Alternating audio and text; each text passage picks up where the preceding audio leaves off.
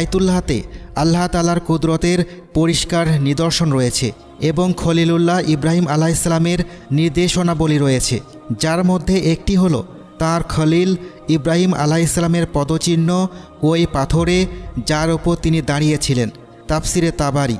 বিধান অনুযায়ী পবিত্র কাবা ঘরের তাওয়াফ শেষে মাকামে ইব্রাহিমের পেছনে দাঁড়িয়ে 2 রাকাত নামাজ পড়তে হয়। তবে জায়গা না পেলে কাবা শরীফের অন্য কোনো চত্বরে নামাজ আদায় করলে নামাজ হয়ে যায়। তবে এটা ঠিক যে সাধারণ মূল্যহীন পাথরটি হজরত ইব্রাহিম আলাইহিসসালামের সংস্পর্শে এসে অনন্য মর্যাদার অধিকারী হয়েছে।